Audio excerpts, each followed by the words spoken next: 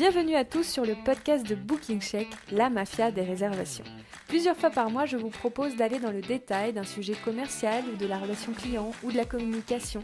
Le but est de vous donner des conseils et des idées dans la bonne humeur, que ce soit rapide, je sais que votre temps est très précieux, et facile à mettre en place ou à reproduire. Je passe tout au peigne fin pour vous inspirer au quotidien et vous donner les clés du succès pour votre activité de groupe et d'événement. Que vous soyez un lieu événementiel, un bar, un restaurant, un café, un coworking, si les réservations de groupe et privatisation sont un enjeu pour vous, voici votre nouveau rendez-vous. Je suis Clémence, la cofondatrice de Booking Check, l'outil en ligne nouvelle génération pour la gestion de vos réservations de groupe et d'événements. Passionnée par mon métier de commercial événementiel, je suis heureuse de partager tout ce que je sais avec vous. Bonne écoute! Je vous propose de découvrir Sophie, la fondatrice de Pépite Paris. Pépite propose à une clientèle de professionnels des ateliers et un espace de travail pour organiser team building, réunions, brainstorming, etc. Le but de Pépite est d'aider les entreprises à créer du lien entre les collaborateurs, mais aussi de les chouchouter pour quelques heures, de leur faire un cadeau. Pépite Paris est un lieu éco-responsable et vous verrez que c'est un point essentiel pour Sophie qui a créé son propre manifesto et demande même à ses prestataires de s'engager avec elle. Sophie nous partagera aussi son expérience d'ouverture car ayant moins d'1 an d'activité, on parlera forcément de sa communication, de son développement commercial, de sa vision et vous verrez que Sophie a des idées brillantes pour faire bouillir la marmite. Et puis, confinement oblige, au moment où je vous parle, nous sommes fin avril, début mai. Sophie nous expliquera comment elle a utilisé ce temps de confinement, comment est-ce qu'elle va continuer à l'utiliser, comment est-ce qu'elle interagit avec ses clients, comment est-ce qu'elle se prépare à la réouverture, comment est-ce qu'elle voit l'avenir. Et j'ai une bonne nouvelle pour vous, Pépite reçoit en ce moment même des demandes de réservation. Alors je vous invite à maintenant prendre vos écouteurs, vous installer confortablement et écouter notre conversation. Bonjour Sophie. Bonjour Clémence. Merci et bienvenue sur le podcast La Mafia des réservations de Booking Check. On est très heureux de t'avoir parmi nous, surtout sur cette période un peu compliquée de pandémie. On est content que tu aies pu nous rejoindre. Je suis ravie, j'ai aussi le temps pour ça. Ça permet de prendre du recul et puis garder le contact, ça régénère les énergies aussi. Surtout avec vous et puis avec toute cette communauté qui s'entraide pas mal et donc ça fait du bien. Super. Bon bah alors c'est parti. Aujourd'hui, on va parler de toi. On va parler de ton lieu qui a ouvert récemment. Donc je trouvais ça intéressant que tu nous racontes aussi tes débuts qui sont encore frais et que normalement tu es encore bien en tête. Que tu nous parles aussi de ton concept parce que tu es quand même sur un concept assez fort. Et puis on terminera par un petit zoom sur la situation actuelle et comment toi tu la vis, comment tu y fais face. Avec grand plaisir. Alors, on commence. Est-ce que tu peux nous présenter Pépite Paris, qui est ton établissement? Voilà. Alors Pépite Paris, c'est un nouveau lieu événementiel, éco-responsable, ultra central à Paris. Donc on se trouve au pied de la fontaine Saint-Michel, dans une toute petite rue qui rend l'espace à la fois lumineux mais aussi très calme, même si c'est ultra central. Et du coup, on propose 2 services. D'un côté, la location d'une salle de réunion ou de l'atelier, et de l'autre, l'organisation de team building pour les entreprises. Et donc ça varie de team building culinaire, mixologie, jusqu'à des ateliers fleurs, calligraphie ou même des enquêtes policières. Et pour ça, du coup, le lieu est suffisamment grand et petit pour accueillir entre 8 et 35 personnes tous les jours de la semaine si nécessaire. Ok, super. Et alors je reviens juste sur un point, tu nous dis éco-responsable. Est-ce que tu peux nous expliquer ce que ça veut dire? Oui, alors pour moi, c'était un engagement très fort, pas seulement pour me différencier, mais pour faire écho à qui je suis et ce que j'ai envie d'inspirer et de proposer. Donc c'était en alignement parfait avec ce que je voulais proposer. Donc le lieu, il est éco-responsable pour plein de raisons. Donc à travers tous les choix que je fais au quotidien, je prends mes décisions via ce prisme-là. Donc tout a commencé au début par l'aménagement du lieu et le sourcing de tous mes fournisseurs et partenaires. Et donc je vérifie, à chaque fois que je passe une commande ou à chaque fois que j'engage un nouveau partenariat, à ce que, effectivement l'engagement et le manifesto que moi je me suis donné et que je propose à mes clients, ils soient respectés, par mes partenaires et voilà. Et donc du coup, j'ai toujours privilégié des marques, qui créent et fabriquées en France. Donc le made in France pour moi est hyper important. Donc, enfin voilà, si j'en cite quelques-uns, par exemple, Dédietrich, c'est le seul fournisseur et fabricant d'électroménagers qui fabrique encore 85% de ses tables de cuisson en France, par exemple. Pareil pour ses fours et ses hottes, et c'était important pour moi d'avoir non seulement du matériel performant et qui consomme peu, mais aussi qui ait ses marques et qui soit ancré dans le territoire industriel français. Pour la porcelaine, c'est de la porcelaine de Limoges, d'une petite boîte qui s'appelle Pilive 8. Donc c'est un des derniers porcelainiers français. BK, c'est mon fournisseur pour mes casseroles. Donc ils sont très innovants en termes de technologie et d'économie d'énergie, mais ils proposent aussi des très jolies casseroles faites et hautes. Et tout ça est fabriqué à Célestat, donc en Alsace. Voilà, mon papier peint, ses ressources fabriquées en Provence, mes tables et chaises, c'est du Fermob, toujours fabriqué en France. Et donc ça, c'est important pour moi au quotidien. Donc ces fournisseurs-là, c'est aussi des partenaires. Donc qu'on ait fait un partenariat ou pas, parce que j'ai aussi payé pour équiper le lieu. Voilà, je l'ai fait à travers ce prisme-là. Et puis au quotidien, bah voilà, mon énergie, elle est aussi verte. Je passe par Enercop pour l'électricité. J'ai une fontaine à eau filtrée qui me permet d'éviter de m'approvisionner avec des bouteilles en plastique. Et ça, c'était hors de question dès le début. Donc voilà. Et d'un point de vue opération et proposition et valeur ajoutée pour mes clients, j'ai aussi développé un ensemble d'activités qui sont éco-responsables et RSE, donc qui font écho aux stratégies d'entreprise et à ce que je veux leur proposer. Donc j'ai des ateliers culinaires qui sont bien pensés avec des menus zéro déchet, avec des tapas vegan par exemple, et puis notamment des ateliers de création florale qui sont durables. Donc j'évite les fleurs coupées, mais par contre on fait des super jolis bouquets de fleurs séchées ou des couronnes et des ateliers de terrarium ou kokedama qui sont dans cet esprit-là de créer de façon durable et, et avoir un impact aussi limité que possible sur l'environnement. Donc voilà, je suis pas du tout dans une démarche, voilà, je suis pas du tout dans une démarche culpabilisante, ni pour moi ni pour mes clients, mais je crois à la stratégie des petits pas et à l'exemplarité. Donc voilà, on peut chacun faire bouger les choses petit à Et, petit. et Voilà, c'est ce que je veux.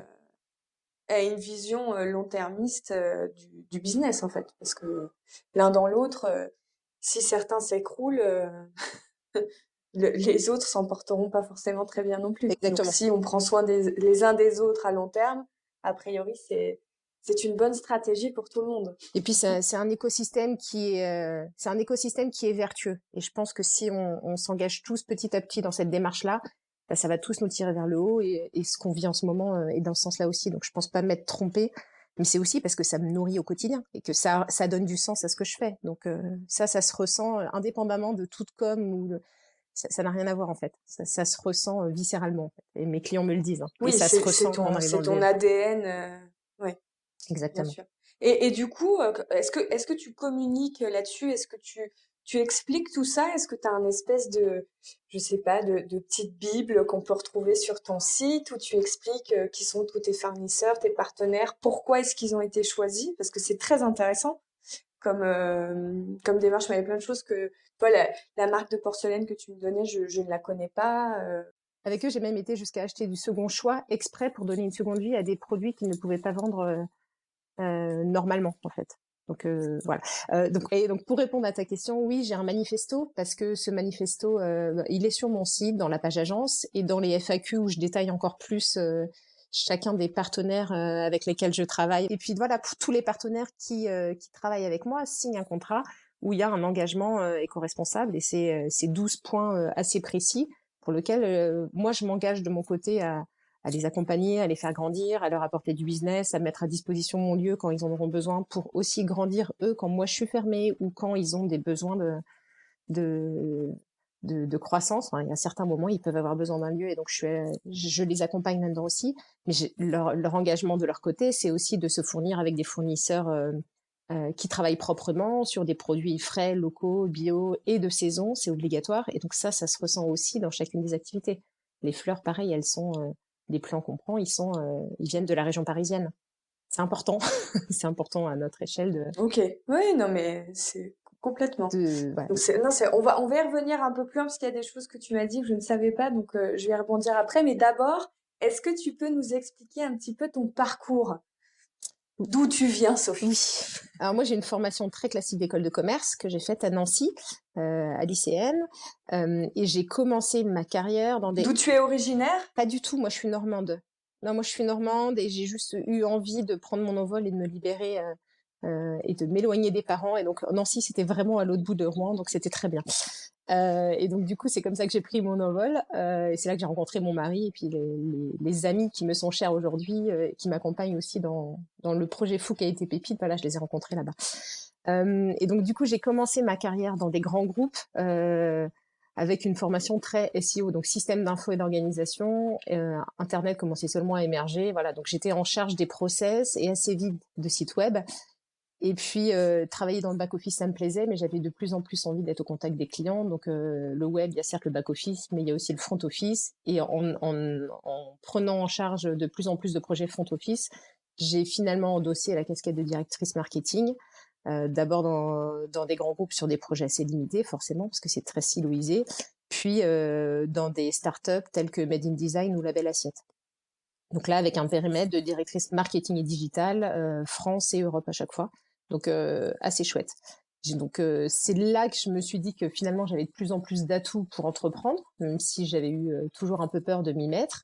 J'ai failli lancer d'ailleurs une marque de jus de fruits frais et de légumes en 2014. C'était pas encore la mode, etc. Et je l'ai pas fait pour des raisons capitalistiques et financières. Mais c'est ça qui fait que derrière, Oui, il faut voilà, faut avoir les reins solides, un voilà. petit peu d'argent pour démarrer Et puis, il faut avoir, ce moi, genre je voulais me d'activité. lancer en grande distrie. Et pour se lancer en grande distrie, il fallait que je trouve un associé qui connaissait les clés, qui Oui, maîtrisait les contrats, etc. Et j'ai cherché pendant 2, 3 oui, mois. Et quand le fit se fait pas, à un moment donné, il faut savoir aussi écouter son instinct. Et puis, j'ai eu quelques signes qui m'ont fait très peur.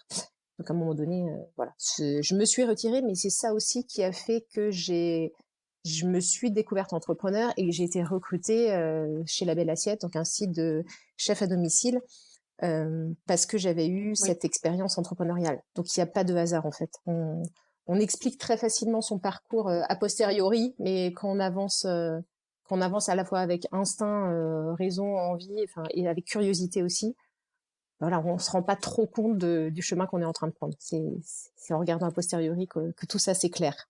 Euh, et donc voilà, j'ai été oui, manager. complètement, complètement. Et Ouais. aussi pour dire à ceux qui écoutent de ne pas avoir peur, parce qu'en fait, même si vous vous plantez, vous allez apprendre plein de choses, vous allez rebondir sur des choses que vous auriez jamais imaginé que vous allez adorer. Donc, On se plante jamais allez-y. voilà, on se plante jamais dans l'exploration quoi qu'il arrive. Enfin, là, il y a aucun risque. On perd juste un peu de temps et encore, c'est pas de la perte. C'est vraiment un apprentissage qui est nécessaire. Et puis en plus, qui est assez chouette, qui est assez stimulant. Mais après, j'ai perdu 10 000 € dans cette aventure-là. J'ai pas perdu non plus 150 000, 300 000 comme certains. À cette époque-là, j'ai pas osé plus loin. J'ai freiné des 4 pieds au moment où ça devenait vraiment trop risqué. Voilà, ceux qui ont perdu beaucoup, je peux comprendre que ce soit compliqué, mais il y a toute une phase d'exploration pour tous les entrepreneurs de la Terre qui, là, ne coûte rien si ce n'est de la matière grise. Et cette période-là et cette phase-là, elle est essentielle et elle est très, très Complètement. chouette. Et du temps, des rencontres, etc. Exactement. Après, c'est vraiment. Donc, mais c'est vrai qu'on est dans je le précise parce on a quand même cette culture très française où on nous apprend pas l'échec. Et donc, ça tombait bien que t'en parles parce que ça me permettait de rebondir et de pouvoir dire l'échec, c'est bien. Au C'est une contraire. chose positive et je trouve on ne l'entend pas assez. Donc bah, c'était parfait que tu le soulignes. Et puis il y a des échecs aussi qui sont des opportunités, hein. Si je peux juste compléter, moi, pourquoi j'ai lancé Juno, c'est parce qu'il y a eu un plan social à l'époque chez Made in Design et que du coup, j'ai dû faire partir mon équipe marketing et puis j'ai dû partir en même temps. Et ce qui pourrait être vu comme un échec a été une formidable opportunité parce que j'ai eu l'occasion à la fois d'être accompagnée, puis d'avoir du temps pour me projeter, pour faire un bilan de compétences. Donc ça, on peut le faire soi-même ou se faire accompagner, c'est une chose, mais aussi prendre le temps d'analyser ses ressources et ses envies. Et sans ça, j'aurais peut-être pas mis le pied à l'étrier. Et j'ai eu 6 mois pour explorer. Bah, j'ai exploré 3 projets en parallèle. Intellectuellement, c'était génial. Donc j'allais des crèches bilingues jusqu'à des achats immobiliers avec Airbnb. Donc je faisais toutes les ventes au rabais de l'office notarié à Paris. Et en parallèle de ça, j'explorais Juno. Donc pendant 6 mois, j'avais 3 projets. Au bout d'un mois, je me suis concentrée sur la marque de jus, mais intellectuellement, c'est hyper chouette de se donner ce temps de réflexion et de s'activer les neurones dans tous les sens. Ça, ça, c'est fascinant. Donc voilà, c'est plein d'échecs parce que ouais, les 3 projets, je les ai pas lancés, donc ça pourrait être vu comme un échec, sauf que ça m'a beaucoup nourri et ça m'a, oui, ça a permis à mon cerveau de faire des connexions qui se faisaient pas autrement dans un cadre assez borné et organisé de l'entreprise traditionnelle. De toute façon, il faut démarrer quelque part. Donc voilà, il y a pas de mauvaise façon de démarrer. Il y a pas de mauvais parcours. Il y a juste, c'est un chemin et il faut l'accepter. Il faut passer aussi par certaines étapes obligatoires pour évoluer. On peut pas, on peut pas monter sur un vélo et directement pédaler et faire le Tour de France. C'est ça. C'est a priori, ou alors vraiment, il y a un énorme coup de chance, mais c'est quand même pas tout à fait ce qui va se passer. Et même pour les gens pour qui ça démarre très facilement, très vite, souvent, il y a un moment donné dans le parcours où il y a des étapes plus compliquées. Donc en effet, Pour faut relever pas la tête et s'inquiéter, puis ça fait partie du chemin et voilà, et on y va. Donc du coup, tu arrives à la belle assiette. ouais. Donc t'en étais là. Là, j'ai fait des rencontres super avec des chefs et des artisans, mais très très talentueux, souvent freelance et indépendants, et que je vois souffrir d'un volume de business qui est pas à la hauteur à la fois de leurs compétences, de leurs talents, et puis de ce qu'ils peuvent offrir. Et donc déjà à ce moment-là, j'avais envie Ok. de tout faire en sorte chez La Belle Assiette pour les faire connaître et pour leur apporter le business qui va bien. Et ces relations que j'ai créées là, elles continuent à me nourrir aujourd'hui. La signature aujourd'hui de Pépite Paris, c'est révélateur de talent.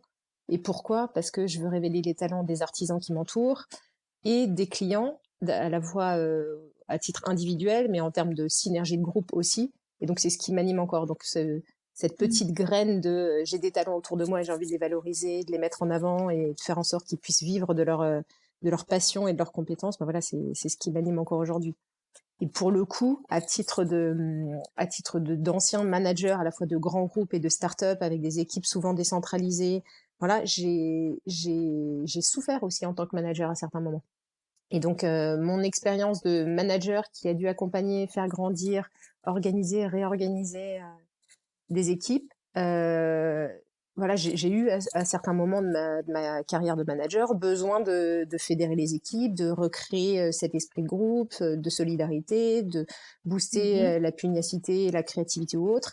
Et donc, ce besoin de manager d'avoir des événements ou alors des contextes qui permettaient aux équipes de se dépasser et puis d'être heureuses, objectivement, je l'ai vécu. Et donc, les team building que je propose aujourd'hui, ils répondent, enfin, ils me ressemblent et ils répondent aux besoins du manager que j'étais, et puis ils répondent aux besoins des managers que je côtoie Ouais. au quotidien et qui me confient leurs problématiques et avec lesquels, du coup, j'ajuste et je peaufine à la fois chacun des événements que je leur propose, en briefant le chef ou l'artisan qui sera l'animateur de la session.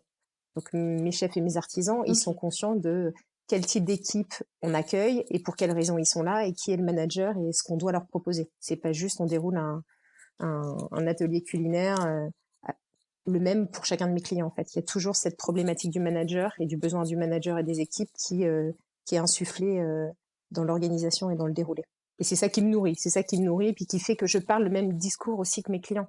Quand je leur propose mes ateliers, je leur parle avec ma casquette pépite, mais je leur parle aussi avec ma casquette d'ancienne directrice marketing qui a vécu les mêmes problématiques que eux vivent à certains moments. Et on va le voir avec le Covid, mais pour le coup, ce regain d'énergie et ce besoin de solidarité, de se faire dorloter, etc., je le ressens encore aujourd'hui quand j'appelle mes clients pour savoir comment ils vont, quoi. Et donc, je pense avoir une valeur ajoutée et une vraie palette d'activités qui peuvent, du coup, les accompagner sur le long terme dans les très bons moments comme dans les moments plus difficiles comme ceux qu'on vit aujourd'hui. Complètement. Mais c'est ouais, c'est ce que j'allais dire, c'est qu'en fait, au fur et à mesure que toi tu évoluais dans ta carrière professionnelle, ben, on voit bien les différentes pièces du puzzle qui sont en train de se créer et qui s'assemblent aujourd'hui sur Pépite parce que c'est en effet intéressant. Tu disais, bah, mes clients sont ce que j'ai, la personne que j'étais avant, donc je comprends leurs besoins. Il y a une empathie qui est très naturelle pour toi Mm. parce que tu connais leur quotidien. Et puis après, il y a tout le côté avec la belle assiette où tu t'es retrouvé à côtoyer énormément d'artisans et de chefs avec qui t'as pu avoir le temps de créer des liens forts et de les comprendre aussi. Et t'as pu créer un cocktail de tout ça et le réunir en pépites. Donc c'est intéressant de voir comment aussi, toujours, je reviens sur ce qu'on disait avant, mais toujours sur cette idée de parcours et d'étapes où des fois on sait pas trop où on en est, pourquoi, et on voit pas toujours la lumière. Et finalement, quelques années plus tard, tout se met en place. Et puis tout devient évident. Et Voilà, là c'est ça. typiquement, ça se voit. Voilà, c'est ça. Et là, ça se voit. Quand tu racontes, on voit bien comment ton parcours t'amène ici aujourd'hui et fait que toi, tu as une vie pleine de sens, même dans un cadre professionnel.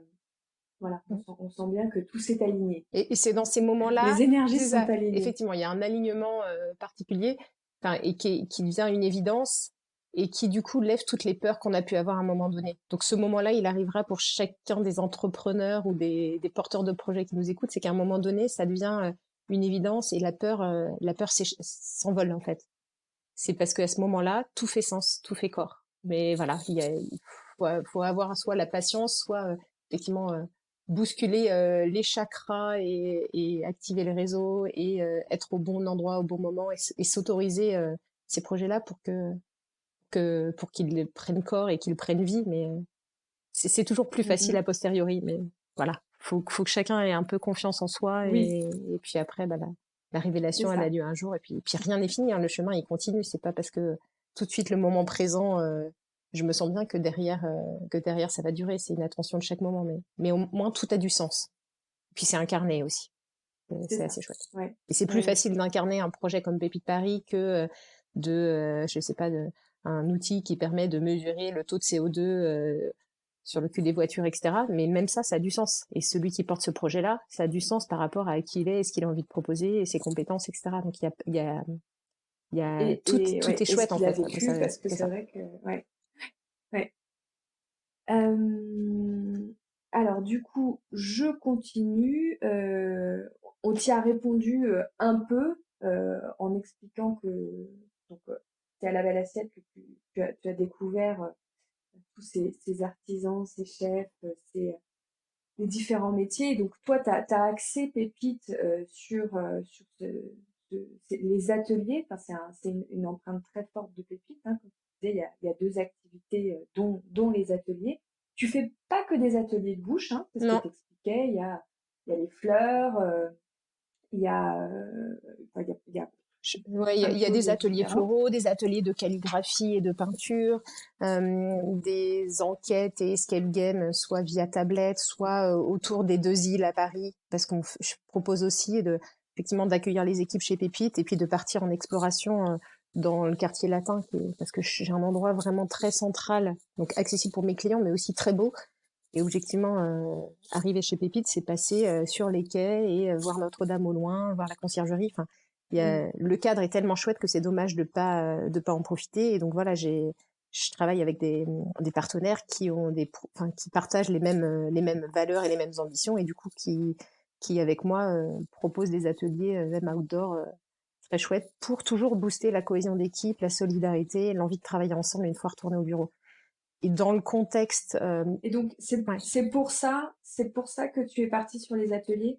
je suis partie C'est sur pour les ça que c'est devenu, ouais. Ouais, je suis partie sur les ateliers parce que je trouve que nos modes de travail ont beaucoup changé et sont en profonde mutation. De plus en plus de télétravail, a fortiori C'est d'autant plus aujourd'hui. vrai. Voilà. Moi, j'ai connu les premières vision conf où, avec le directeur technique chez Avis, parce que je suis passée par la location de voitures à un moment donné, on faisait nos premières vidéoconf dans une salle où il y avait 3 écrans et on arrivait à parler au siège européen qui était à Londres, dans la banlieue de Londres, Bracknell, donc le pays d'Harry Potter là-bas. Euh, et donc, on a fait nos premiers visioconf où enfin ça marchait, on pouvait se voir sans avoir à prendre 3 heures de train pour faire une réunion. Donc, j'ai vécu ça au début, donc ça a fait que se renforcer et il y a de plus en plus de soft qui rendent la chose plus chouette et plus agile, donc tant mieux. Mais de façon durable, je pense qu'il y aura de moins en moins de déplacements, il y aura de plus en plus de communication plus virtuelle. Et puis tous ces moments in real life, donc IRL, qu'on a connus autour de la machine au café où on s'installait dans une salle de réunion et on chattait pendant 10 minutes avant que ça commence. Maintenant, on le fait plus parce qu'on est tous sur notre téléphone portable en essayant d'envoyer le dernier mail qui va sauver le monde. On est toujours dans cette logique de attention, il y a toujours un truc à faire sur son téléphone avant de lancer une réunion. Et tous ces petits moments off qu'on avait qui créaient du lien et qui nourrissaient la connaissance de l'autre. Enfin, moi à l'époque, je savais forcément tout le prénom de mes collègues, leurs enfants, où ils étaient partis en vacances, etc. Maintenant, il y a de moins en moins ces moments off qui permettent profondément de connaître l'autre de façon intime et complètement ouverte, avec une attention active comme les méthodes de management aujourd'hui le proposent. Attention, il faut être pleinement concentré, etc. À l'époque, on le faisait assez naturellement. Et la façon de travailler, l'endroit où on travaille, les outils qu'on a, on peu à peu diminuer ces instants intimes. On a l'impression de se les a fait voler.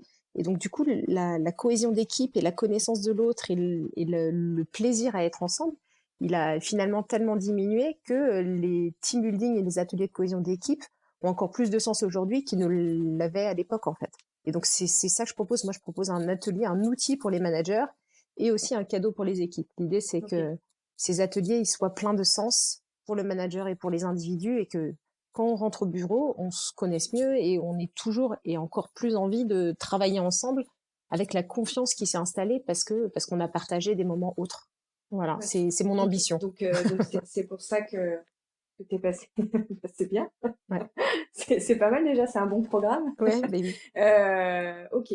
Donc, mais comme ça, on comprend bien pourquoi les ateliers en particulier, pourquoi tu es partie là-dessus et pas sur une autre idée. Ouais. Alors maintenant, on va faire un petit état des lieux. Du coup, donc Pépite a ouvert quand? J'ai fait mon inauguration officielle le 28 juillet 2019. Donc juste avant l'été, mais parce que je voulais être prête notamment pour septembre, voilà.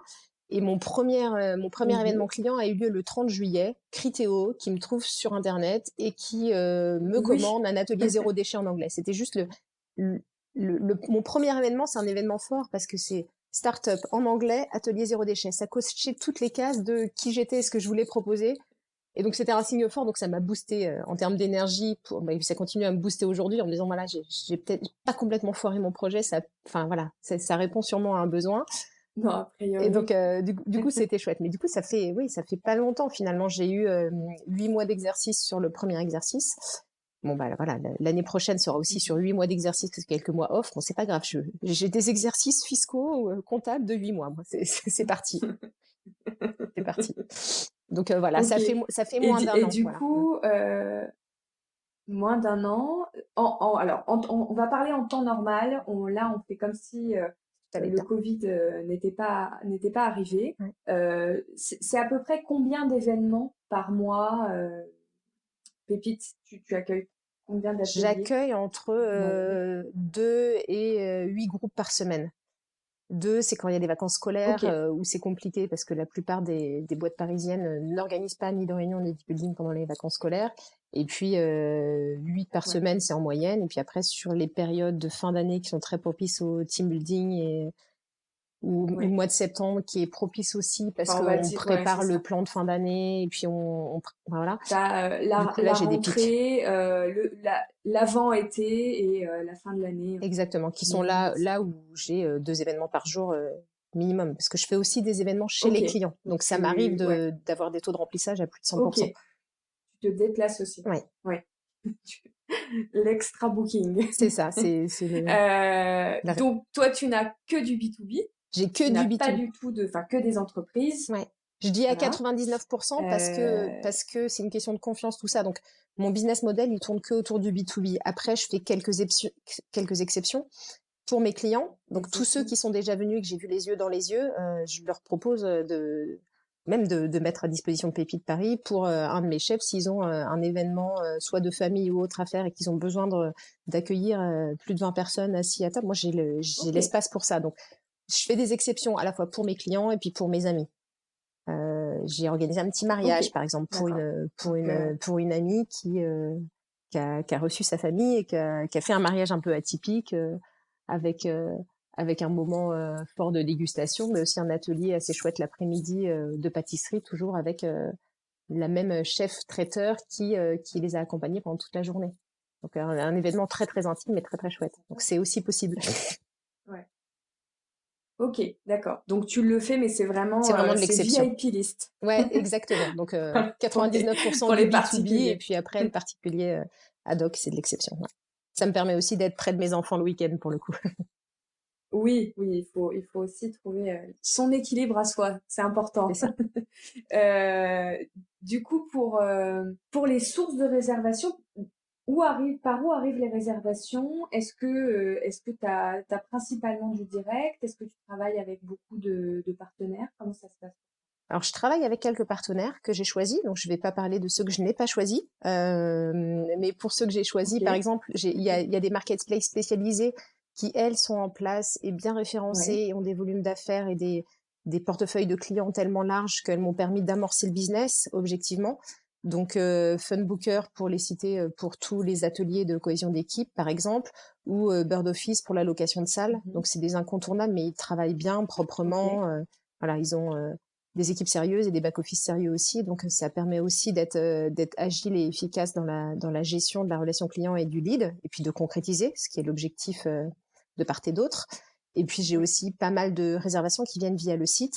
Donc, j'ai fait beaucoup d'efforts lors de la création du ok, site et encore aujourd'hui pour le référencement, à la fois naturel, mais que j'alimente aussi avec un sacré budget sur AdWords parce que le milieu est très compétitif et donc du coup voilà, je me positionne sur les mots-clés qui ont du sens ok, pour moi et je me suis fait accompagner au lancement et maintenant je le gère tout seul. Donc, mine de rien, le référencement, que ce soit naturel ou payant, ça me prend bien une demi-journée à une journée par semaine.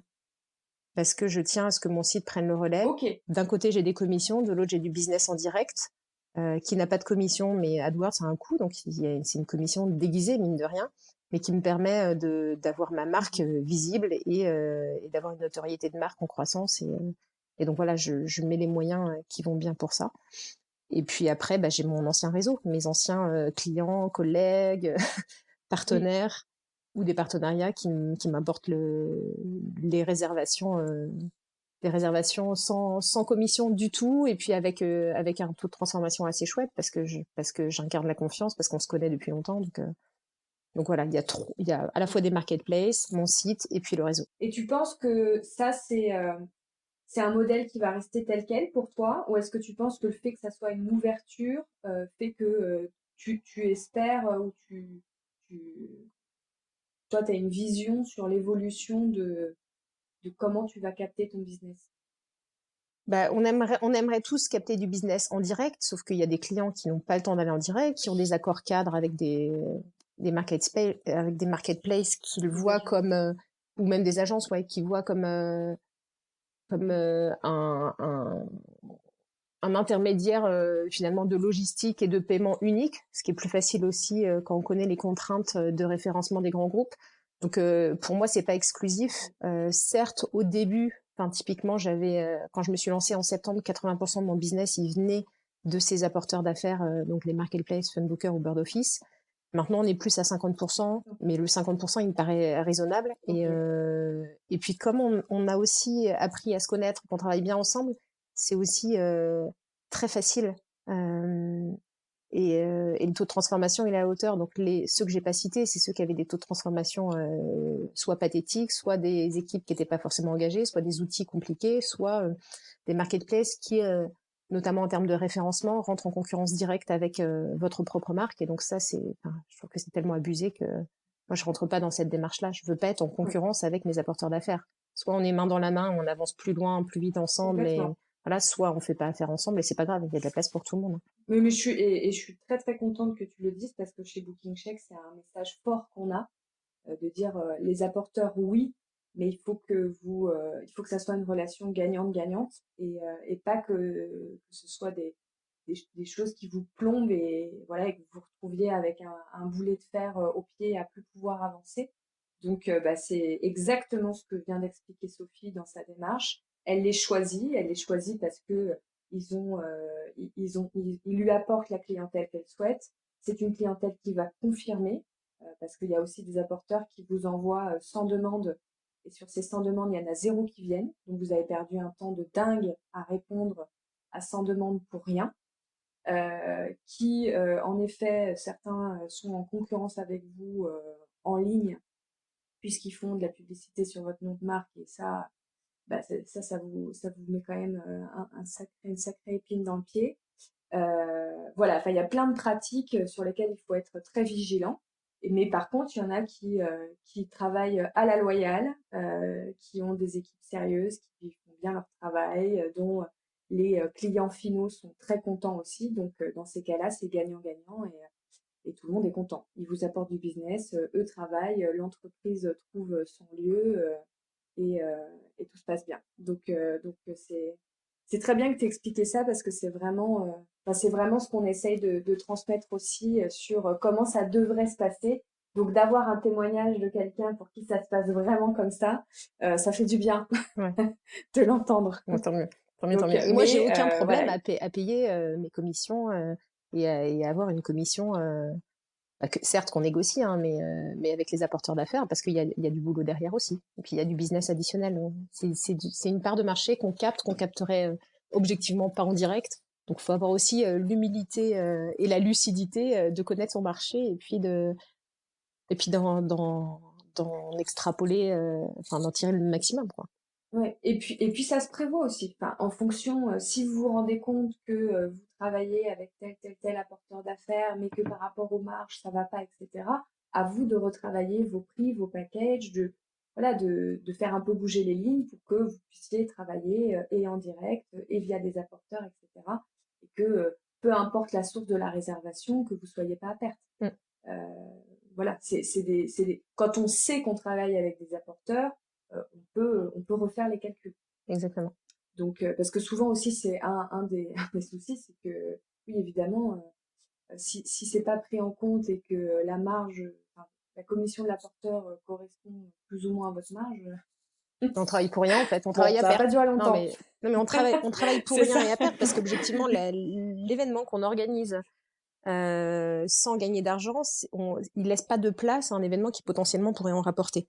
Donc, moi, il y a des fois, je Oui. refuse des réservations parce que ça rentre pas parce que c'est un manque à gagner potentiel énorme si jamais il y avait une autre réservation qui se proposait. Donc, c'est une gestion du risque, hein, mais l'expérience fait qu'on est soit Oui. serein, soit qu'on l'assume complètement. C'est une question d'assumer aussi, hein. À certains moments, Ouais. il n'y a pas que le chiffre d'affaires qui Oui, compte. complètement. L'analyse de la Donc marge est voilà, importante. Voilà. c'est ça. Faites vos petits calculs et vous allez voir que vous allez vivre plus sereinement en ayant prévu vos commissions. Euh, du coup, ça me fait rebondir toujours dans cette thématique un peu sur le fait que toi, tu es un nouveau lieu, tu es encore dans cette dynamique un peu d'ouverture. C'est quoi pour toi les principaux défis de l'ouverture et dans cette idée-là, ce que je veux savoir aussi, c'est est-ce qu'il y a des choses que tu aurais aimé savoir, qui t'auraient fait gagner du temps, ou des choses sur lesquelles tu en as perdu et tu te dis ça c'était vraiment bête. Si j'en avais peut-être discuté avec quelqu'un, je serais passée à autre chose plus vite et je me serais concentrée sur quelque chose qui a plus de valeur ajoutée. Est-ce que tu as des petits conseils et un retour d'expérience à nous faire Ouais, par alors rapport d'accord, à tes je vais débuts? commencer sur ce que j'ai plutôt réussi et, par rapport à ce que je m'étais fixé et ce que j'avais envie de faire et qui a plutôt bien marché. Donc pour moi, d'un point de vue Ouais, business, pour réussir une ouverture, faut réussir sa pré-ouverture. Donc faut grosso modo réussir à émerger ok, pour ses clients ou partenaires avant même que le lieu soit objectivement ouvert. Donc concrètement, moi j'ai ouvert fin juillet, mais dès fin mai, mhm, j'avais déjà mon site qui était en ligne avec des images 3D virtuelles que j'avais demandé à mes archis pour que mon lieu il existe déjà virtuellement avant même, alors que enfin ok. tout était cassé et que fallait surtout pas qu'il y ait Oui. un client qui arrive parce que c'était la misère. C'était vraiment la misère. On était en train de refaire la plomberie et mon site était live comme si tout était réel. Et pour le coup, j'ai payé effectivement sur ces images 3D du site pour voir ce que ça allait donner et confirmer à la fois mes choix, mais ça j'avais à peu près en tête ce que je voulais faire, mais surtout pour exister vis-à-vis de mes partenaires et de mes clients et de dire voilà, on est au mois de juin, vous préparez vos événements de septembre, je suis prête à vous accueillir. Et donc ça a permis enfin c'était une illusion, hein, mais en l'occurrence, à part les choix des plantes grimpante ou posée. Le reste était absolument conforme au rendu final. Donc du coup, on s'est pas trop Qui est trompé. sorti de terre. Donc Ouais. c'est assez chouette. Mais ça permet, grosso modo, cette préouverture commerciale. Elle m'a permis de me faire référencer dès le mois de juin. Et alors que les gros clients prennent 3 mois à organiser, etc. Pour le mois de septembre. Donc en septembre, j'avais déjà avant même que le lieu soit ouvert, j'avais déjà des demandes de réservation. Ok. Et puis aussi, Google met du Et temps tu à veux dire, analyser le site, etc. Donc le site, il doit être prêt bien avant l'ouverture, quitte à le compléter au fur et à mesure. et Et c'est l'objectif. t'avais commencé à te référencer aussi sur des annuaires Bah, avant ouverture via ou mes uniquement apporteurs site d'affaires, web ouais, parce que je les connaissais Ouais, déjà. J'avais monté un atelier de ouais, cuisine à ok, Vincennes dans les 18 mois précédents. Donc j'avais déjà une petite base et c'est aussi pour ça que j'ai ok, choisi de ne m'adresser qu'aux clients B2B parce que j'ai fait le test de B2C. Et donc du coup, j'avais déjà oui, tous ces ok. contacts avec mes apporteurs d'affaires et donc c'était T'avais de assez facile pour l'expérience. moi de les appeler en disant j'ouvre un nouveau lieu, voici à quoi ça va ressembler, voici mon offre et puis référence-moi dès maintenant, je suis Ok. prête à accueillir à partir de telle date. Et donc l'objectif c'était Ok, top. d'amorcer le futur business. Et au niveau de la com, est-ce que tu as fait un peu d'emailing, t'avais commencé un peu les réseaux sociaux pareil avant Alors, réouverture ou ça t'as attendu que à part le site, je me suis ouais, contentée de LinkedIn parce que c'est là où j'avais potentiellement mon réseau le plus actif et concerné, enfin le plus pertinent pour ok, annoncer le lancement. Donc effectivement, dès que mon site est sorti et que j'avais les images, j'ai pu annoncer officiellement que Pépite sortait de terre. Je l'ai fait aussi discrètement sur les réseaux sociaux. Je me suis bien aguerrie depuis, donc parce qu'effectivement j'ai été directrice marketing, mais c'est pas moi qui faisais. Donc là, il a fallu que je me remette les mains dans le cambouis pour refaire tout ça. Donc ça m'a pris un peu plus de temps que prévu sur les réseaux sociaux. Et cette phase d'apprentissage, elle est encore, je suis encore en plein dedans en oui, ce moment. Mais pour le coup, oui, je me suis rendue visible, mais plus avec des messages de notoriété que réservé maintenant. J'ai pas fait de prix de lancement, par exemple. Euh, mes niveaux de ok, prix sont encore les mêmes aujourd'hui. Enfin, j'avais conçu mon offre pour qu'elle soit pérenne, qu'elle soit acceptable par rapport au marché, et par rapport à ma proposition de valeur, à la fois la localisation et ce que je proposais. ok. Donc j'ai pas la com, elle n'a pas été plus loin que ça. Donc Mais pour répondre à ta question, j'ai pas du tout acheté de d'accord, base de données clients ou j'ai pas acheté via des corporamas ou autres des fichiers mail de 10 000 clients qui sont office manager ou directeur de com ou directeur RH, etc. Parce que pour l'avoir testé, ça marche pas. Euh, donc j'ai pas investi pour rien. Je l'avais voilà, donc déjà on passe. testé dans une autre vie et ça j'y crois pas du tout. Ok, Après, je crois même le démarchage, ce qu'on appelle le cold, comment on appelle ça d'ailleurs? cold call, Ouais, le cold call ou le cold cold mail, call, voilà, le fait de ouais, prendre contact avec quelqu'un ouais, qu'on ne connaît pas pour essayer de lui vendre quelque chose, j'y crois moins aussi. Donc la force d'un réseau comme LinkedIn, par c'est exemple, très compliqué, ouais. d'avoir des prescripteurs indirects, donc tout le réseau qu'on a construit depuis des années. Et c'est aussi pour ça que c'est plus facile de se lancer quand on est vieux. J'ai 42 ans aujourd'hui, donc voilà. C'est plus facile de se lancer quand on a... Aujourd'hui? Ouais, non, pas aujourd'hui. Enfin, ouais, Ah ben, ah, j'ai 42 ans pendant un j'allais dire, an. bah J'ai alors là, 42 ans pendant on un va an. devoir chanter. Non, non, non.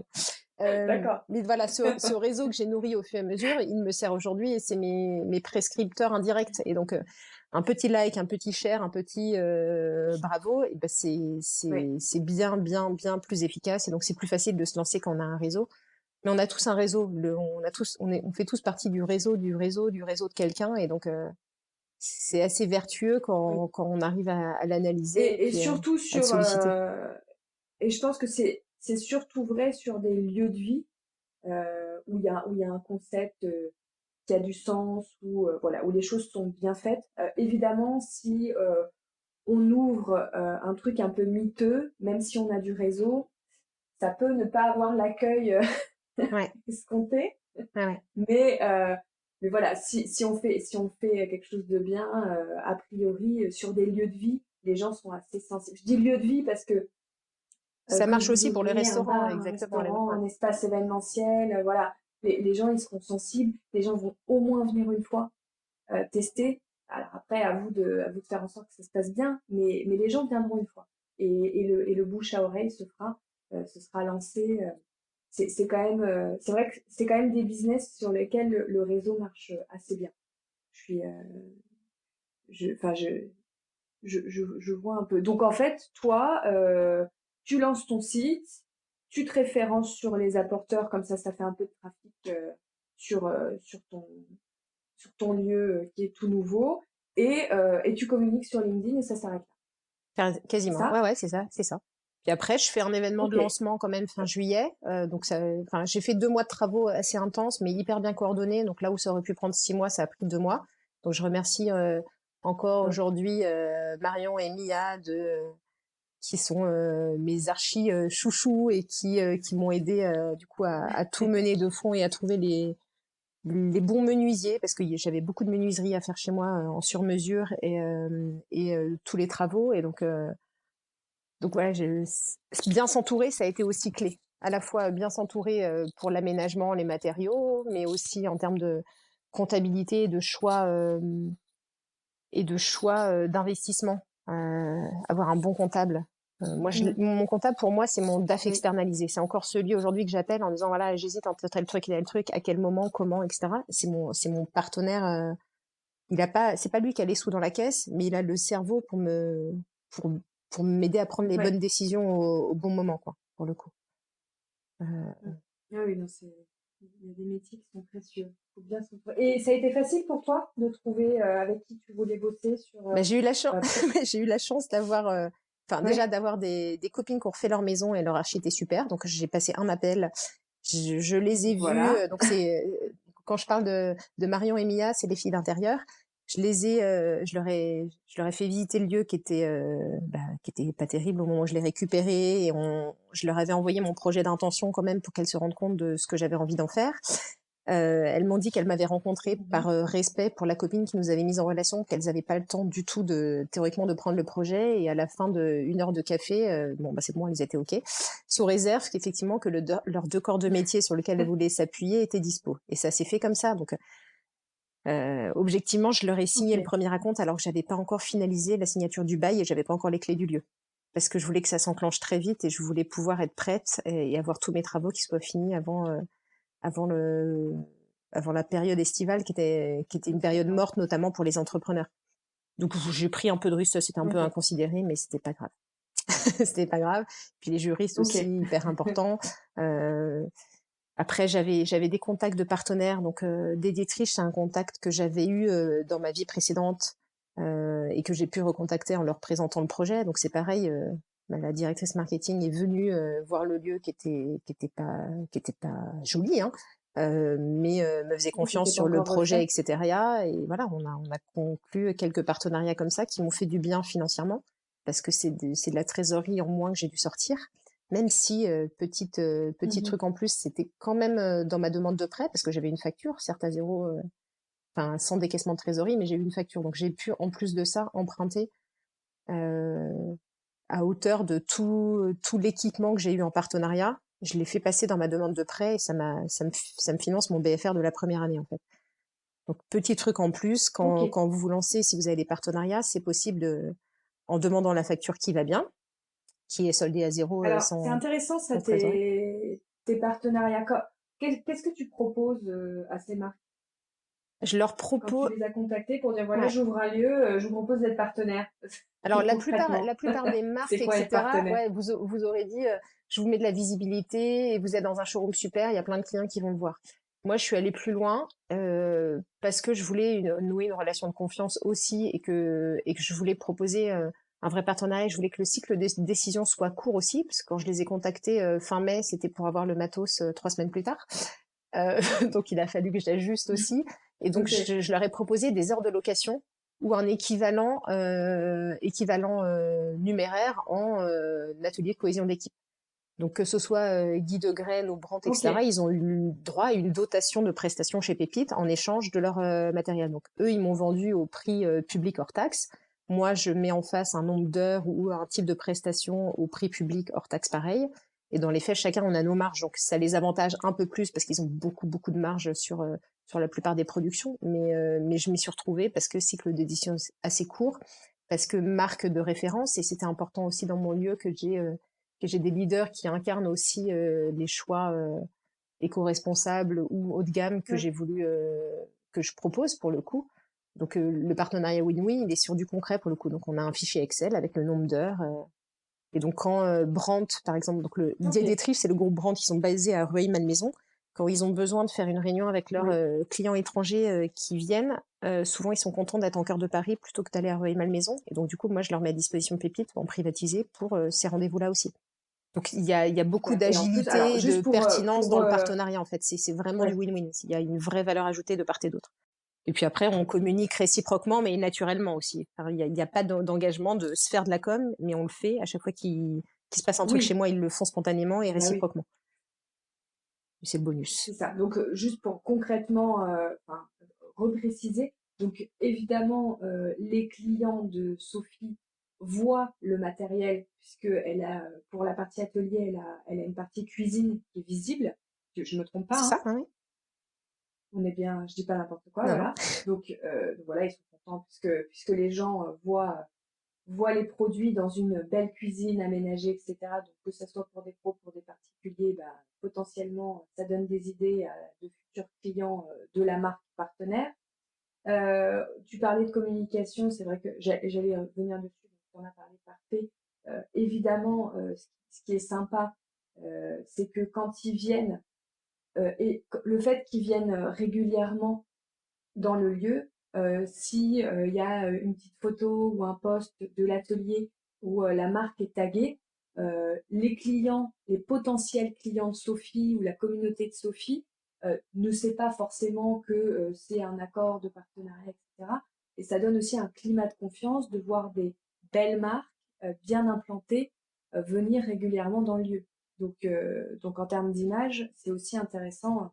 Voilà, là je le tourne vraiment côté établissement, ça peut en effet être des super bonnes idées. Moi je connaissais pas du tout le partenariat comme ça, je t'avoue Sophie, c'est Mm. vraiment, je fais une grande découverte avec toi, mais je trouve que c'est très très malin, c'est vraiment très malin et pour plein de raisons et pour tout le monde.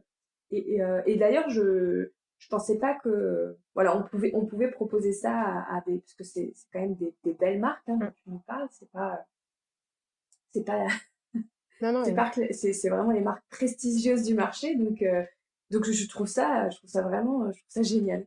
Euh, c'est très malin. Donc Ça a du voilà, sens en termes j'espère que ça vous donne voilà, plein d'idées. ça a du sens d'un point de vue économique, d'un point de vue communication, Ouais, et puis voilà. Après, c'est un choix aussi de dire, je vous offre et je vous mets à disposition Pépite pour Pépite Paris, soit pour des réunions, soit pour des ateliers, parce que quand moi je les reçois, ça veut dire que je ne facture pas à d'autres clients potentiels.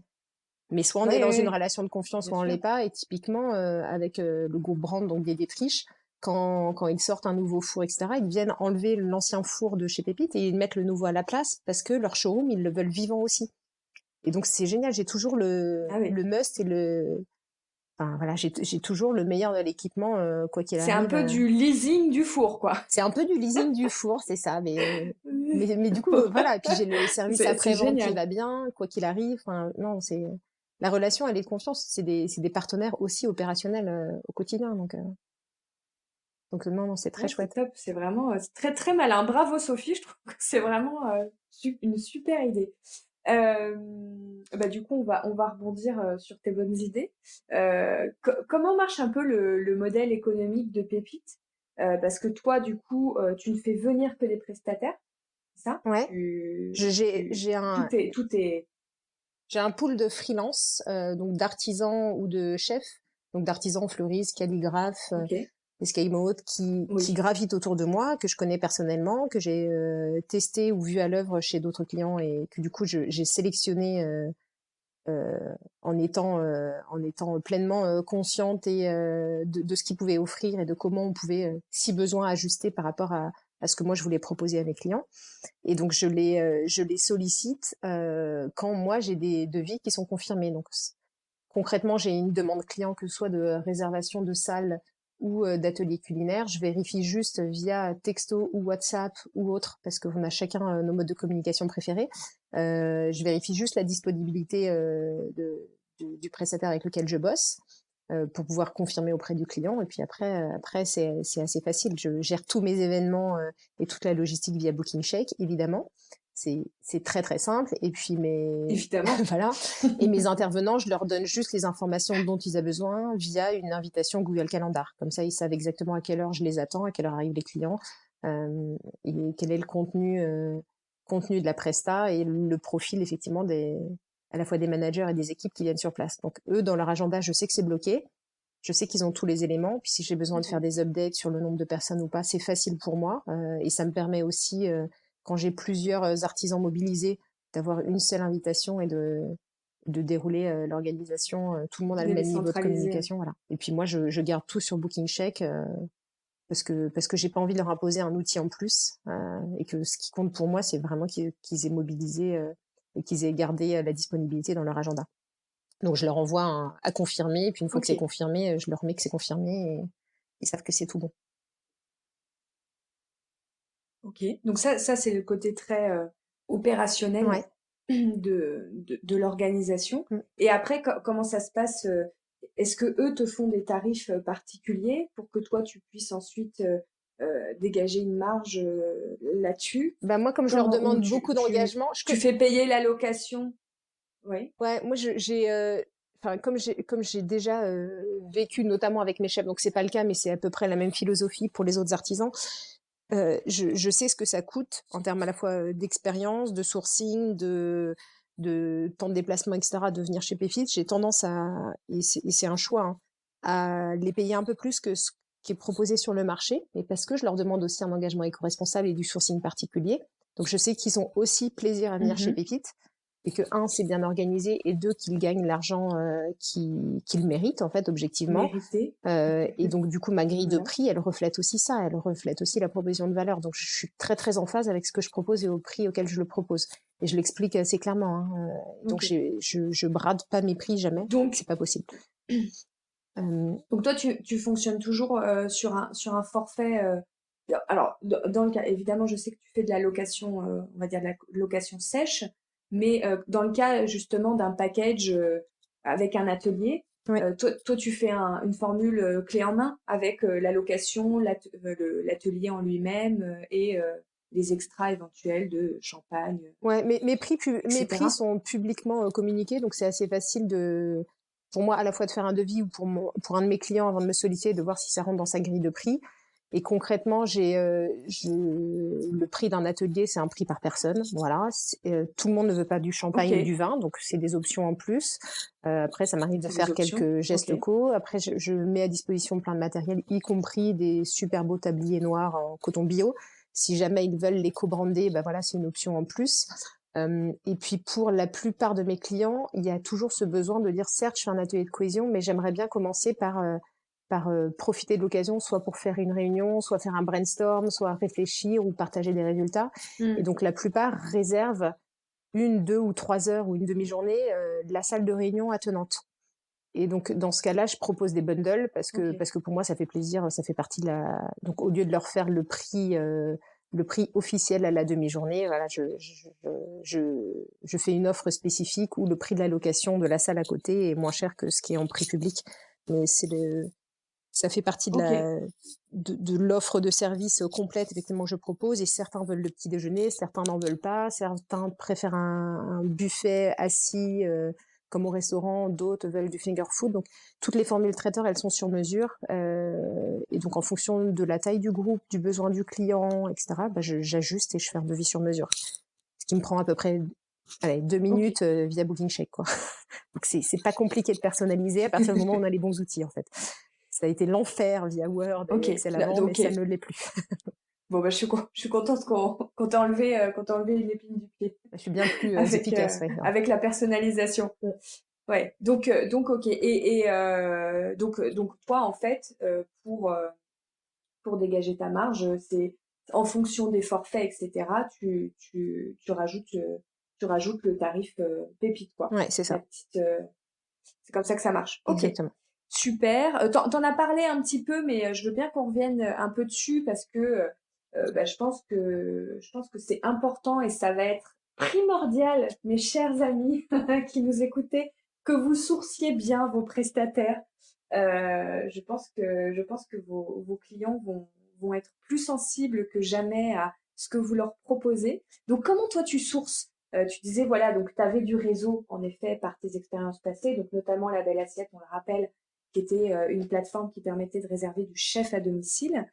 Ensuite, tu as aussi eu un petit moment où tu as travaillé pour la création d'un d'un atelier de cuisine, C'est ça.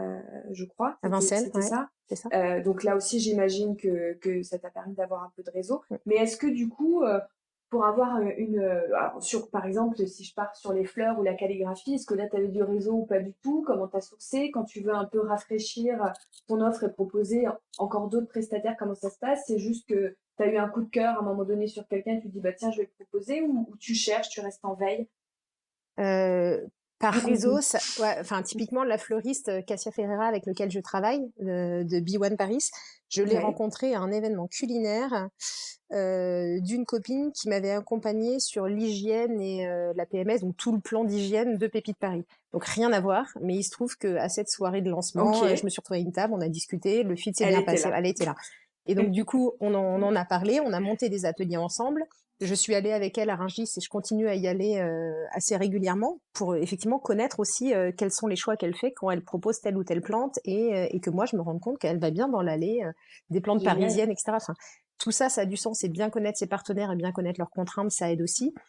Ouais, parce Euh, qu'en plus, toi, quand tu le vends, évidemment, quand tu dis, bah, hier matin, j'étais à Rungis, cher client Danone, hier matin, j'étais à Rungis avec mon prestataire, on a été choisir les fleurs là, là, là, enfin, c'est super. voilà. Donc Parce que là, il y a je le fais vraiment pas systématiquement, l'expérience à 360 degrés. mais je le vis et ça me permet aussi de connaître les contraintes de mes prestataires et puis Oui, tu d'ajuster. connais les coulisses. Ouais, Ouais. c'est ça.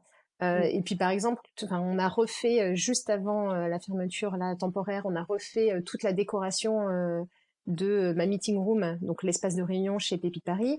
Et donc je voulais absolument Ok. que les branchages que j'avais été chercher en forêt pour la décoration de Noël avec mes petites lumières, etc., elles soient printaniser. Donc ce soit plus gai, puis qu'il n'y ait plus cette marque de fabrique de Noël et que ce soit lumineux et joyeux. Et donc on a été ensemble à Rungis chercher les fleurs séchées coupées qui permettaient d'incarner aussi mes couleurs. Et donc du coup j'ai du orange, du rouge et des feuilles d'eucalyptus qu'on a réintégrées dans les grandes branches de bois que j'avais installées par ailleurs. Et donc ça on l'a fait ensemble. Et c'est pareil, c'est des fleurs séchées parce que pour moi c'est important que ça dure.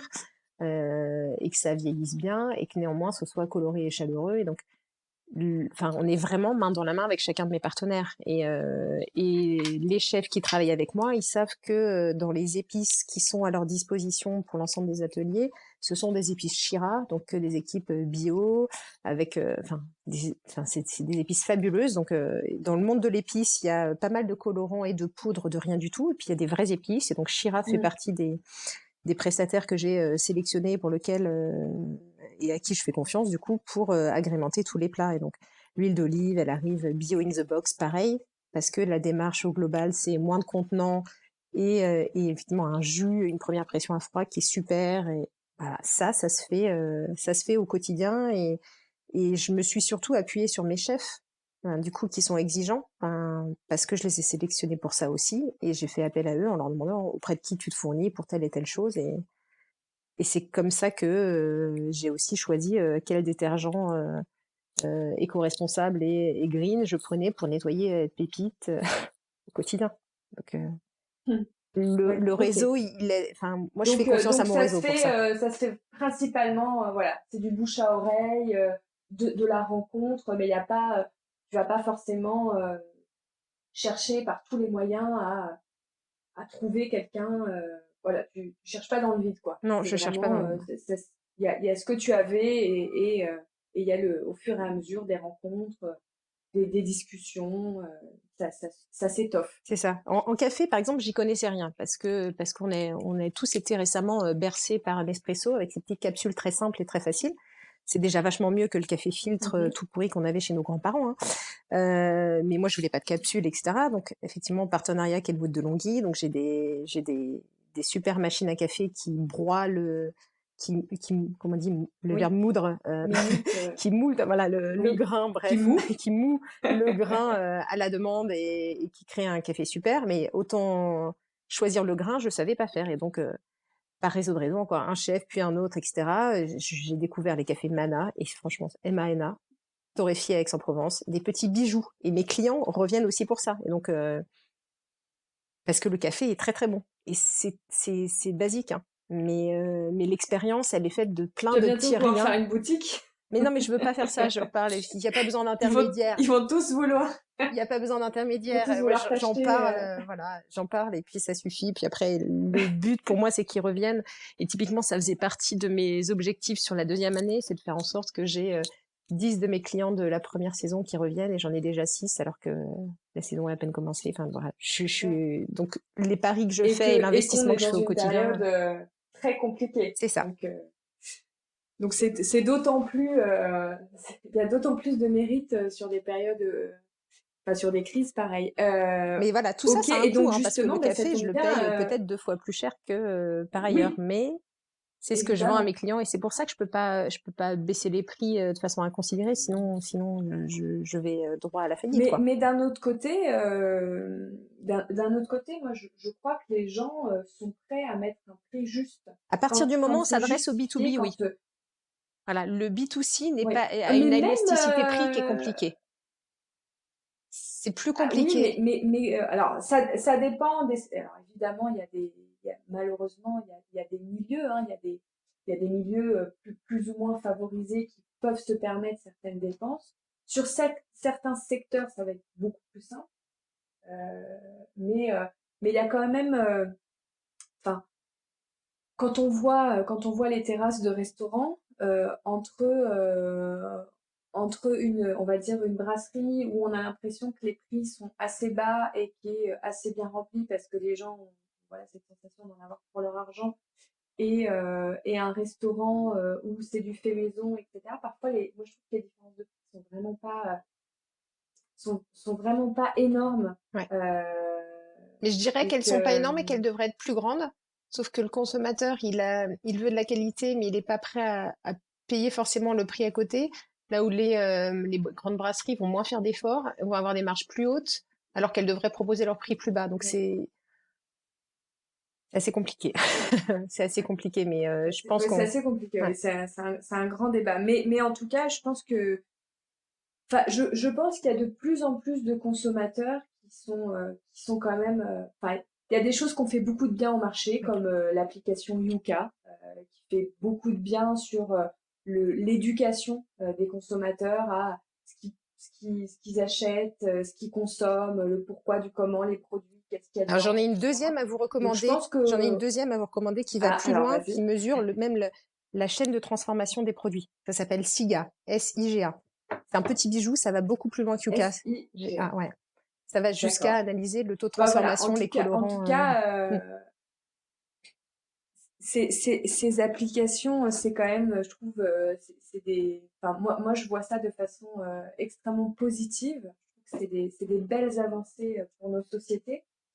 Et je me dis, eh ben, en tout cas, je ressens le côté. Bon, bah, on va peut-être un peu moins souvent au restaurant, mais quand on y va, bah, on choisit bien. On sait qu'on veut aller ici ou là parce que c'est fait maison, parce que c'est un peu plus sourcé, parce qu'on sait que il va chercher ses légumes chez Jean-Pierre. Mais j'en suis Qui, convaincue aussi, hein, pour le coup. voilà, et je pense que ça va être des tendances de fond, donc c'est quand même, enfin, c'est vachement bien de sentir que chez toi, il y a cette sensibilité. Tu vois, c'est des indicateurs qui montrent bien que les clients, ils sont sensibles et on espère que dans leur vie personnelle, ils vont essayer d'y être de plus en plus. Ouais, carrément. Et du coup, tu parlais, tu venais de dire que un de tes objectifs, c'était d'avoir 10 clients qui revenaient. Quelle est ta vision, on va dire, à moyen long terme pour Pépite? Est-ce que tu as déjà une idée de où tu veux aller? Est-ce que c'est clair pour toi ou pas vraiment? C'est-à-dire que là, tu es déjà très heureuse du produit que tu as et tu veux le faire vivre, mais tu sais pas forcément où tu veux que ça t'emmène après. Non, non, je sens que il y a encore de la place pour faire mieux et aller plus loin. Et donc voilà, j'aimerais juste être plus connue, donc devenir la référence parisienne quand on souhaite organiser une réunion ou un atelier de cohésion d'équipe. Ça, mon rêve. J'aimerais bien que la notoriété de Pépite Paris et de ce que je propose, elle soit connue du plus grand nombre. C'est déjà pas mal. Et puis là, je me donne aussi l'objectif effectivement d'accompagner toutes les boîtes dans les transitions qu'elles sont en train de mener, qu'elles vont devoir affronter dans cette optique post-Covid. Et donc du coup, je veux être l'endroit où les équipes viennent se faire dorloter, reprendre de l'énergie, se ressourcer et être cette petite bulle de Se retrouver parenthèse, aussi, voilà, parce qu'il y en a, se retrouver dans la vraie vie, il dans y en a des plein qui se voilà, seront pas vus. c'est ça, se retrouver dans des conditions à la fois de sécurité, d'hygiène, mais aussi de bien-être et de chaleur humaine qui leur ont bien manqué durant les semaines passées, et Ouais. en proposant des palettes d'activités qui sont encore plus ressourçantes et énergisantes. Et donc c'est ça sur lequel je travaille en ce moment pour le coup. C'est être là au moment où ils ont besoin de moi et donc leur apporter sur un plateau le l'événement dont ils rêvent et dont ils ont profondément, viscéralement besoin, sachant que la relation de confiance, elle s'est déjà créée, donc c'est, je suis complètement légitime pour les accompagner. Mm. Donc du coup, bah, ça tombe très bien que tu commences à nous parler de l'après-Covid et de ce que tu fais en ce moment. Mm. Donc concrètement, tu bosses sur quoi pendant ce confinement pour justement Il y a plusieurs être axes, prête ouais. quand tu pourras. C'est Ouais. c'est- c'est une réflexion qui est latente, qui est pernicieuse, qui demande beaucoup d'énergie et de calme. Et donc, du coup, je travaille à la fois sur les opérations, donc faire en sorte que l'accueil et tout le déroulé des services que je propose soit fait dans des conditions qui respectent les contraintes d'hygiène et de sécurité imposées, voilà. Donc j'ai ajusté le nombre de personnes que je pouvais accueillir par atelier. J'ai ajusté le déroulé des ateliers où maintenant il y aura plus forcément les recettes imprimées par défaut pour éviter qu'elles soient soit jetées parce que pas lues, soit partagées entre l'un et l'autre. En termes d'équipement, il y aura forcément des masques, mais aussi tu m'entends? Oui, j'ai cru que ça avait été coupé, pardon. Donc Ouais, ça a coupé un petit peu. donc en termes d'équipement, si je Ouais. reprends, en termes d'équipement, je vais Ouais. fournir des masques, des gants et même des visières qui seront mises à disposition, notamment pour les réunions, par exemple, parce que c'est plus simple d'avoir une visière que d'avoir un masque pour pouvoir parler et échanger. Ce qui est pas du tout pratique, par exemple pour la cuisine, parce que ça fait de la buée. Donc voilà, j'aurai un kit sur place qui sera à disposition de mes clients qui en auraient besoin. Et puis je fais un gros travail de communication parce que faire les choses c'est super, le faire savoir c'est tout aussi essentiel parce que la confiance elle passe par là. Ouais. Donc je travaille beaucoup sur tous les éléments de réassurance pour mes clients avec des Mhm. affiches que je vais non seulement diffuser sur les réseaux sociaux et sur le site, mais aussi mettre en place sur site avec tous les engagements que je prends pour opérer dans des conditions excellentes pour mes clients. Donc même si c'est pas obligatoire, moi je m'engage à par exemple à désinfecter toutes les clenches de porte et tous les éléments qui seraient ouverts fréquemment toutes les heures. Pareil pour les toilettes, Mm. parce que c'est super Mm. de le faire avant et après. Je le faisais déjà, mais là faut renforcer et réassurer. Et donc je m'engage à le faire. Et donc toutes mes opérations sont en train d'être ajustées sur le sujet. Et la communication, elle est essentielle Et parce d'ailleurs, que ouais, faut le faire t'as raison. savoir. Faut le C'est faire ce savoir, dont sinon j'allais ça sert parler. à rien. Ouais. Donc vas-y. Vas-y, non, je t'en prie. D'ailleurs, donc non, bah, parce que justement, tu le fais savoir et t'as des réactions extrêmement positives sur les réseaux. En fait, j'avais déjà prévu de valoriser le lieu avec des vidéos rassurantes pour incarner le branding et incarner la proposition de valeur. Donc ça, je l'avais prévu. Et sauf Ok. que au lieu de juste diffuser voici Pépite, maintenant vous l'avez en image, j'ai profité de l'occasion que ma vidéo soit tout de suite prête pour parler de l'après-Covid et du fait que j'étais prête pour recevoir mes clients dès lors que ce serait autorisé et que j'ajustais toutes mes propositions et tout le déroulé pour accueillir et continuer à faire ce qui m'anime au quotidien, c'est-à-dire voilà, nourrir l'énergie, la solidarité, etc. entre les collaborateurs. Et donc voilà, la communication, elle est corporate, mais elle est sincère, elle est authentique, et je l'ajuste. Mhm. Voilà, donc j'ai certes le lieu qui permet de recevoir, et puis après il y a mes engagements personnels qui sont détaillés sur le site et que je suis en train de valoriser avec des pictos très rassurants qui seront aussi diffusés sur site.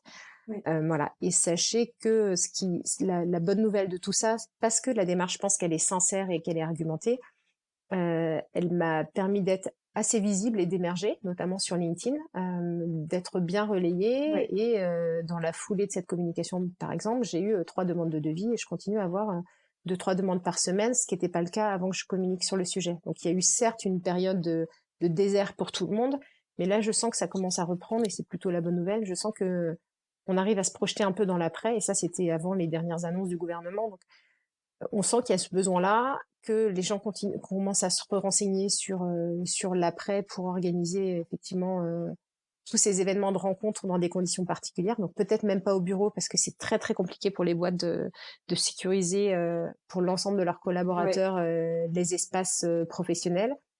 Mais enfin le Ouais. confier à un tiers, ça m'a l'air plus facile pour eux. Et donc j'ai bon espoir que Plus facile, les lieux événementiels rouvrent ouais. et que les Et puis, restaurants et aussi dans des puis, conditions. Mm. ouais. Et en plus, toi, tu as bien adapté pour que ce soit des petits groupes. Et je pense que le petit événementiel va reprendre beaucoup plus rapidement et facilement qu'un nombre de personnes plus important. Mm. Donc, en effet, pour ceux qui nous écoutent, je pense que concentrez-vous sur comment est-ce que vous pouvez accompagner vos clients sur des petits événements. On va dire, dans tous les cas, de moins de 50 personnes, hein, Mm. ça, c'est sûr. Mais même pour 10, 20, 30, qu'est-ce que vous pouvez proposer? Je pensais notamment, personnellement, je me suis dit, il y a énormément d'entreprises qui ont des énormes open space euh, où ça va pas forcément être très pratique de recevoir d'un coup tous les collaborateurs. Peut-être que de pouvoir venir régulièrement, de garder certaines équipes en télétravail et puis de leur permettre de se retrouver dans des lieux comme Pépite, parce que ils vont pouvoir se retrouver sur un temps donné dans un espace où il y a les mesures de sécurité et d'hygiène nécessaires, mais tout en respectant un nombre, un petit groupe, un petit nombre de personnes pour limiter les dangers. Je pense qu'il y a des cartes à jouer pour nos lieux événementiels sur ce type d'événement. À titre d'exemple, normalement, dans la salle de réunion de Pépite Paris, avec l'amphithéâtre et les tables, je peux recevoir jusqu'à 35 personnes. Là, je me suis limitée à 20. Et j'ai fait mes petits plans, j'ai Ouais, regardé comment je pouvais assurer que l'espace de distanciation sociale était respecté, etc. Parce que c'est important. Donc l'impact, il va être quand même économiquement compliqué. C'est comme pour les restaurants, hein. Si on a un taux de remplissage bien divisé sûr. par 2, ça va être compliqué, mais on est obligé de faire ça de toute façon pour pouvoir survivre, hein. Et Ouais, pour pouvoir ouais, rassurer avec des propositions complètement tangibles. Ça va être compliqué parce que pour tout ce qui est événementiel, effectivement, en fin d'année, on avait tendance à avoir des plus gros événements et donc comme moi j'ai un prix par personne, je préférais accueillir 35 personnes que 10.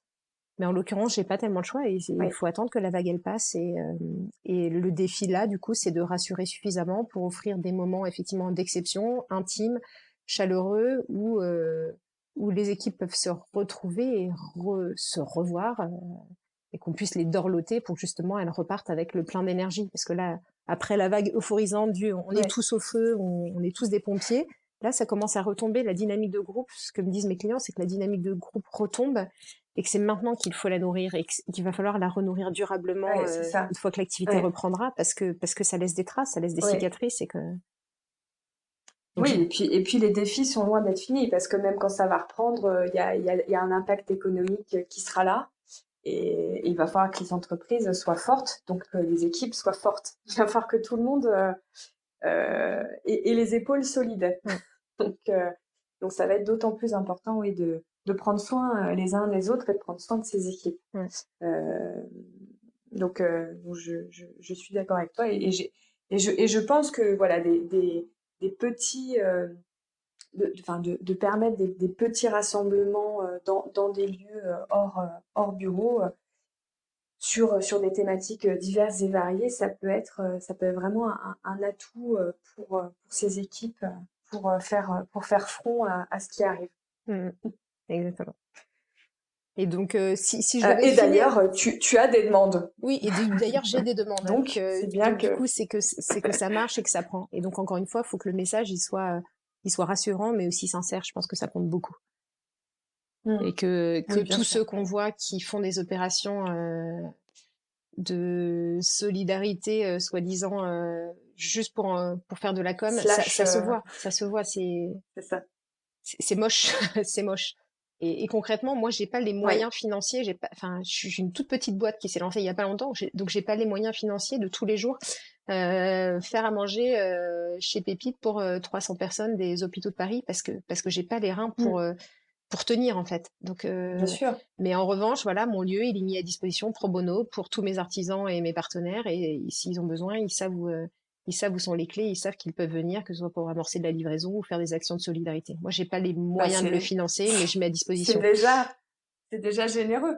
Bah oui, mais Chacun j'aimerais peut aussi faire faire des choses plus. Et à son niveau, mais c'est déjà voilà, pas mal. en l'occurrence, je peux pas faire Oui. plus Ça, sans risquer de mettre la clé sous la porte à un bientôt. moment donné, quoi. Voilà, c'est ça. Quand tu seras la référence parisienne, tu pourras avoir d'autres moyens et faire d'autres choses. Ouais, c'est ça, c'est ça. On agit tous comme on peut. Voilà. Puis les team building à distance, si on peut en parler, je pense que ça peut répondre à un besoin. C'est du gaming à distance. Je pense que Ubisoft le fait déjà très bien. J'ai du mal à croire que ça nourrisse et ça redonne de l'énergie comme on peut l'imaginer. Et donc voilà, je fais le pari que les événements in real life, voilà, dans la vraie vie, ils ont encore de beaux jours devant eux et j'espère que Pépite sera là Oui, moi je pour pense répondre à que tous ces besoins-là. c'est juste je suis complètement d'accord. Je pense que personnellement, pareil, ça ne tient qu'à moi, mais je pense que c'est une course de fond, de la patience, et je pense que ça va revenir. Mais voilà, il faut être patient, il faut laisser le temps au temps, il faut prendre les mesures nécessaires, et puis euh, et puis l'avenir nous dira à quel rythme tout ça va évoluer, Ouais. mais l'être humain restera un être qui a besoin de contact. Sinon, on vivrait pas en société, on serait tous isolés, C'est ça. Et puis concrètement, complètement perdus. on a beau se faire livrer ou se faire à manger, on crève d'envie de retourner au restaurant. Et, enfin, voilà, effectivement, Oui, faut laisser, tout le le monde. tunnel est compliqué, mais on crève d'envie de se retrouver Oui, à choisir un menu, à parler au serveur, à choisir le vin avec ouais, enfin, la carte spécifique qui nous sera proposée et dont on nous parlera avec amour. Enfin, on rêve de ces interactions sociales-là, donc elles vont être compliquées au début, elles vont être bien ajustées, sûr. mais on en crève d'envie. Et elles Donc vont, bonne et, chance à ouais, tous tout les à fait. restaurateurs, Donc moi, je faut suis tenir. aussi, oui, je suis aussi optimiste. C'est dur. En tant qu'entrepreneur, on est particulièrement bien placé pour tous le savoir. C'est des moments difficiles. On est dans un secteur qui est particulièrement touché. Euh, mais, euh, mais nous, on y croit. En tout cas, chez Booking Check, on y croit. J'y crois aussi, ouais. On y croit que on va revenir, on va revenir plus fort et plus malin. Voilà. C'est ça. Ça boucle ce qu'on disait au début. Les parcours sont semés d'embûches. On tombe beaucoup, mais on apprend beaucoup. Et généralement, quand on se relève, on a pris une bonne leçon et on sait où on va et on en est d'autant plus fort. Donc voilà, encore une épreuve à passer et je pense il va y avoir plein de choses intéressantes, plein de bonnes idées, enfin ça va forcément apporter son lot de créativité aussi. Donc moi, je suis aussi assez curieuse de voir ce que le marché va proposer, va inventer pour se relever. La suite au prochain épisode. Avec grand plaisir. On pourra faire l'après-Covid. Enfin, voilà, tout, Merci. voilà. Ah bah avec plaisir. On prendra des nouvelles. Merci en tout cas d'avoir passé tout ce temps avec nous ce matin. Si on veut te joindre, donc le site internet c'est www. Je t'écoute. Pépite.paris, au singulier, Ouais, pepite.paris, ouais. un email Et ton hello@pépite.paris, adresse mail? Super. hello@pépite.paris. Et donc, je suis Et, Sophie, et Sophie tu Krebs, à votre service. et on te retrouve donc sur LinkedIn. On peut venir s'abonner à ton profil si on veut avoir de tes nouvelles. Et tu es présente sur les réseaux, si on veut suivre les aventures pépites sur les réseaux, tu es présente sur quel réseau? Sur Facebook, Instagram et YouTube depuis la semaine dernière. Donc voilà, je lance ma chaîne et donc j'ai plein de choses Magnifique. à venir pour vous présenter toutes les activités que je propose notamment et que Génial. vous puissiez voir mes Bon, bah clients qui voilà. sourient. Voilà, donc je vais diffuser au fur et à mesure. Je suis en plein montage, je découvre Top. voilà, une nouvelle et je suis en train de développer une nouvelle corde à mon arc, le montage vidéo. C'est très sympa, très chronophage, mais voilà. La TV pépite. C'est ça, c'est ça. Bah, mais super. Et ben, on a hâte de voir tout ça. Merci encore, Sophie, et à très bientôt. Merci, à bientôt.